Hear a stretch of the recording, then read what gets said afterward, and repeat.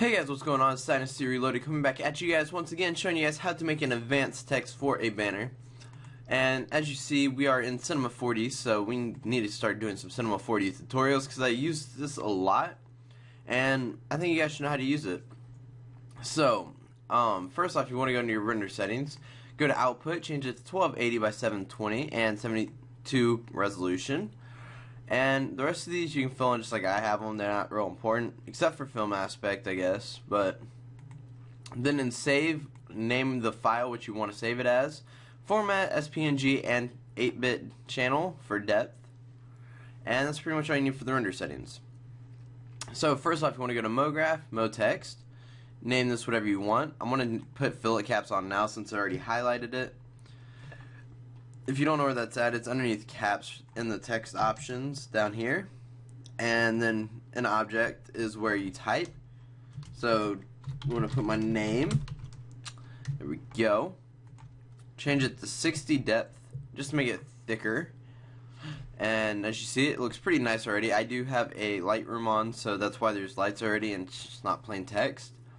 So now pretty much just have it highlighted. Go to Effector or MoGraph Effector, then Random, and as you see it'll do that. So click on Random, change all these to 1. Go into Parameter and change these to 1.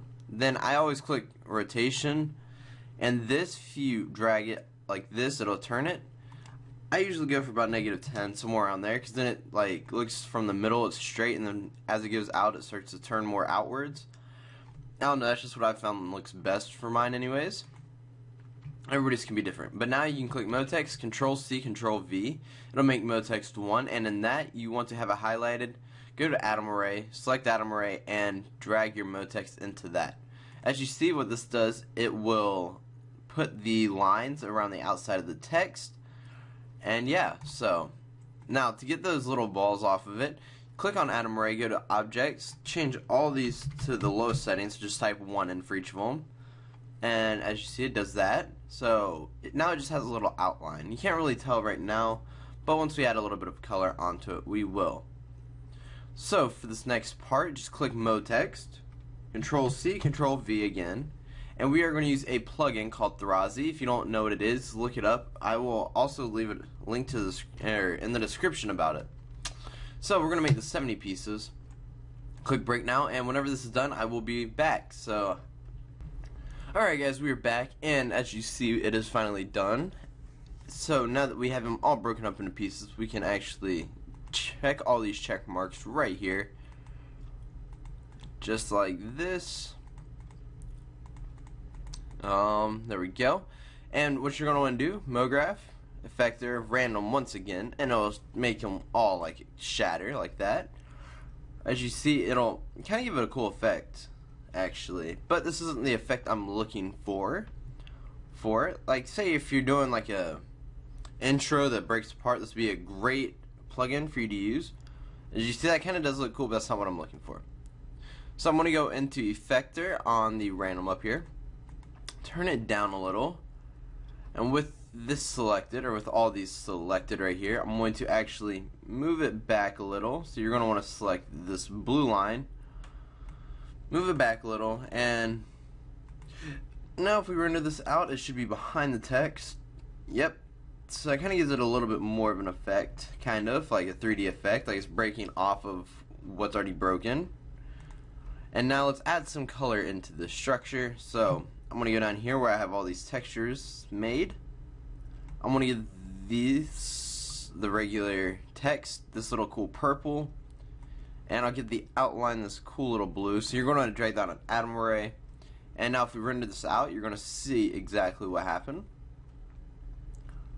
Alright, so I don't really like that blue, or purple, honestly. The blue looks kind of good. The purple's not so much. Let me try this green instead. Oops. Click the cube on accident. Cube, there we go. So I've rendered this out again. And there you go, that kind of looks a little bit better. Once it all gets rendered out, it'll lighten up the green a little. I'm pretty sure it's pretty much just the lighting, because the light's over here somewhere. So the light won't go until it renders out. And there you go. So now if you really want the light to be more in the center, you can always, well, just put a light in front of it or behind it, wherever you want it to be at. I'll move the light for myself since mine's in something different. Just like that. Now as you see, it is light in the middle, and it looks cool, like you have that little breaking effect in the background on it. And if you ever wanted to change it, you can always just go to random, turn the effector up just like that, and this kind of looks cool too, a little bit more with a breaking effect. And yeah, so this is pretty much a simple tutorial. I will leave a link to the description, or a link in the description for the plugin that you need, like I said earlier. And yeah, you get these little background stuff, and I'll also leave a little link to this image that I'm going to print out with this, so you can see what it turned out as. And yeah, make sure you guys comment, rate, and subscribe for more videos. I'll be doing a lot more Cinema 4D tutorials. Like, I know how to make chains and all that kind of stuff, and I think it's pretty cool. So I just wanted to show you guys one simple thing, and we'll progress from here. So until next time, I hope you have a great rest of your day, and later.